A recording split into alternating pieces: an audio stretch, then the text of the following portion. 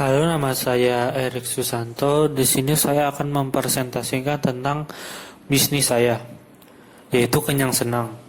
Harga murah, rasa bintang 5, mantap jiwa. Di mana bisnis ini sendiri terdiri dari 4 orang, di mana saya sendiri Erik Susanto dan Algi Hermawan Putra, Keti Kuremon, dan Muhammad Albi Mukmin. Kami berempat mempunyai kinerja yang berbeda-beda. Dari saya sebagai CEO, Algi Hermawan sebagai CTO, Keti Kuremon sebagai CVO, Albi Mukmin sebagai WP pemasaran. CEO itu tujuannya buat apa sih?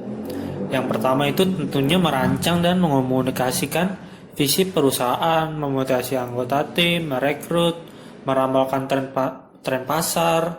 Lalu CTO itu seperti menyatukan pengembangan produk, memahami perkembangan teknologi saat ini dan cara pengadopsiannya, mengelola pengembangan produk.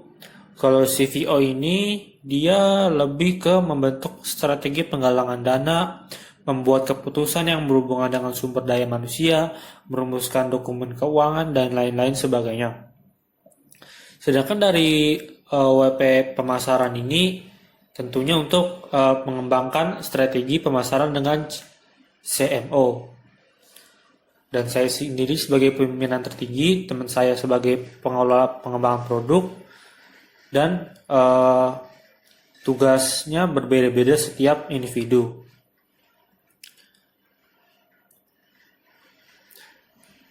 Masalah yang akan dihadapi oleh bisnis saya itu tentunya para pesaing. Apalagi kan Kenyang Sehat ini kan hanya bisa diorder lewat online. Sekarang kan masalah COVID-19 kan. Masalah COVID-19 ini orang kan lebih milih order makanan lewat online. Sedangkan yang lewat online itu tentunya akan semakin banyak catering-catering makanan yang lain. Yang kedua, pesaing yang menjual kuliner yang sejenis akan bertambah banyak. Ini sih tentu ya. Yang ketiga, selera masyarakat yang cepat berubah dapat menyebabkan kemunduran apabila tidak melakukan inovasi-inovasi baru. Jadi kan masyarakat itu kan yang pasti kan keinginannya berbeda-beda kan seleranya masing-masing. Maka itu perlu kritik dan saran terhadap konsumen. Entah itu bisa dari keluarga kita, bisa dari teman kita bisa minta mereka untuk menilai kita apakah produk kita ini ada kekurangan atau tidak. Lalu yang terakhir problem yang akan dihadapi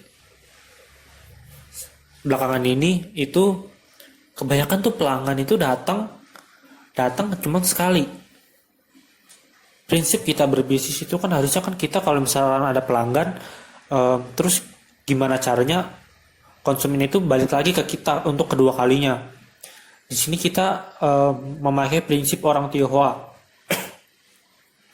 di mana orang Tionghoa berpikir bagaimana konsumen untuk datang yang kedua kalinya dan seterusnya. Karena jika yang datang orang baru semua yang datang ya buat apa juga. Bisnis perlahan-lahan akan mengalami pemunduran. Maka itu solusi saya perlu mengembangkan bisnis yang lebih kreatif dan inovatif yang dapat menarik perhatian konsumen untuk datang yang kedua kalinya. Nah, ini yang tadi saya jelaskan, perlu ada solusi. Solusinya apa? Ya, kalau dari saya yang pertama menaruh kotak saran dan kritik.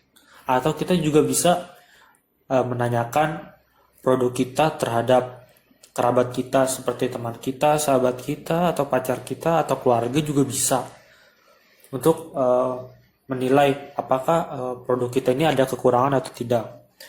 Yang kedua tentunya menambah menu baru yang inovatif. Kalau menunya itu doang kan pasti kan ya bosan, apalagi selera masyarakat yang lalu target customer saya ini cenderung ke menengah ke atas. dan lebih rendah menengah ke bawah. Ini kalau dilihat dari segi harga ya. Kalau dari segi harga memang sedikit mahal, jadi ini memang untuk menengah ke atas dan lebih rendah untuk menengah ke bawah. Tapi dari segi komponen, rasa, dan gizi itu tentunya untuk segala kalangan, untuk segala usia. Karena siapa sih yang nggak mau hidup sehat kan? Pastikan dari semua kalangan kan, nggak hanya golongan tertentu saja. Lalu ada market sizing. Di sini sudah saya bagikan. Saham-nya 17%, 300 juta, sahamnya 19%, 900 juta, TAM-nya 29%, 600 juta, dan PAM-nya 35% saja. Lalu kompetitor and positioning-nya di sini berada di antara mass kategori dan inventory model. Lalu untuk bisnis modelnya, untuk keuntungan saya meraup dari blogger, sosial media, membuat channel YouTube, atau membuat pitch deck. Lalu milestone ini ada perkembangan bisnis saya dari awal sampai akhir, dari tujuan resolusi bisnis, skala prioritas bisnis, identifikasinya, sampai perbaikan dan peningkatan kinerja.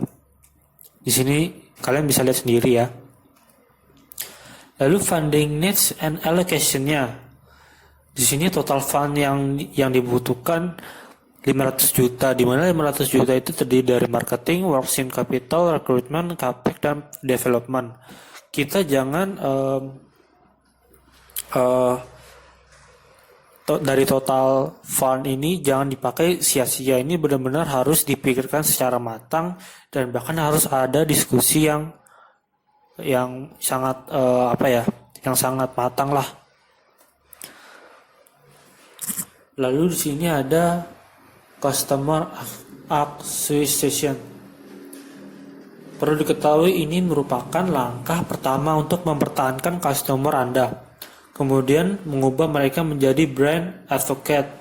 Tidak peduli seberapa besar atau seberapa hebat customer experience yang bisa kita berikan kepada pelanggan, atau sekuat apapun engagement antara customer Anda dengan brand Anda, kita tidak boleh berhenti melakukan marketing untuk mencari customer baru.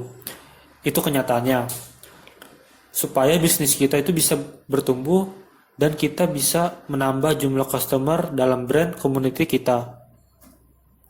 Lalu tidak lupa untuk memberikan kontak detailsnya, dari alamatnya, Jalan Meruya, phone numbernya, email address, dan websitenya.